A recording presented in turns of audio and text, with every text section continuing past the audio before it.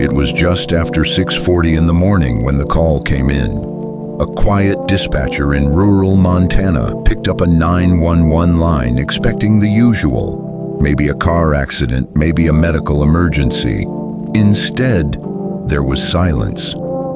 At first, it sounded like a pocket dial, faint static, breathing, then a whisper.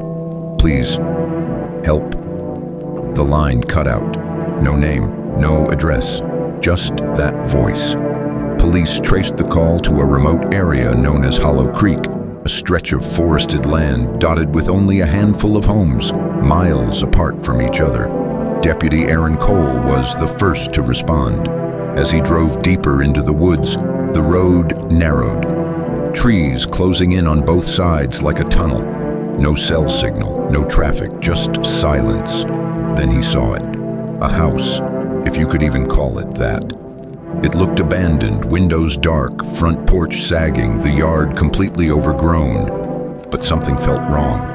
The front door was slightly open. Deputy Cole called out. No response. He stepped inside, and immediately the smell hit him.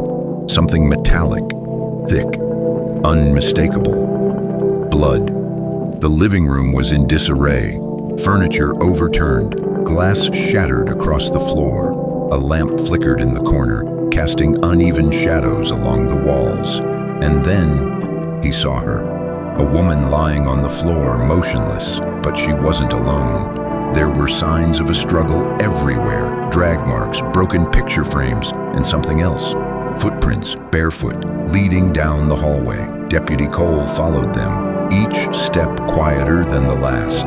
The hallway felt wrong, too still, too quiet.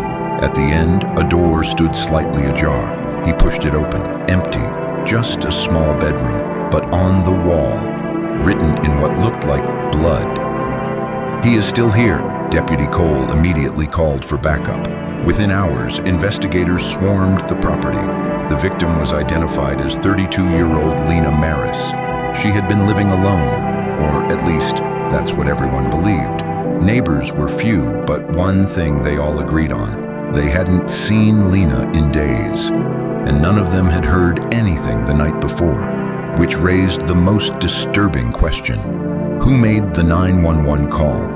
There were no signs of forced entry, no fingerprints besides Lena's, no sign of anyone else, except for those footprints, bare and too small to belong to an adult man. That's when detectives made a discovery that changed everything.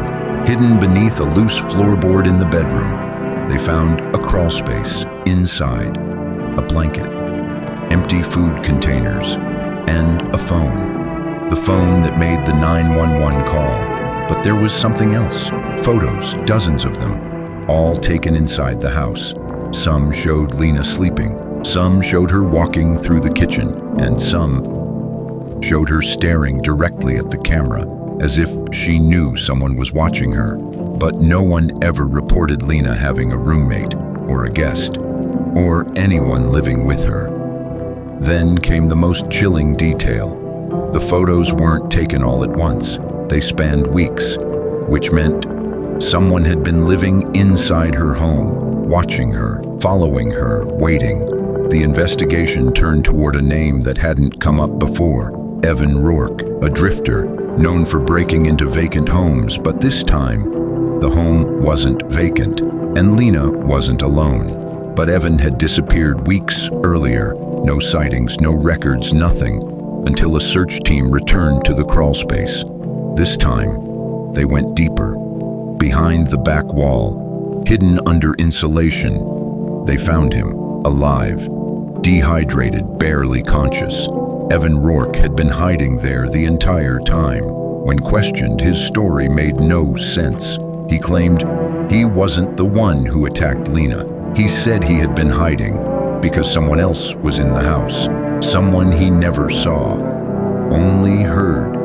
Footsteps at night, whispers, breathing, just outside the crawlspace. Police didn't believe him, but then something strange happened. Forensics confirmed that the footprints in the hallway didn't match Evan's, and there was no evidence of a third person entering or leaving. to this day, the Hollow Creek case remains unsolved, because if Evan was telling the truth, then someone else was in that house, someone who made the 911 call, someone who vanished without a trace, and maybe never left at all.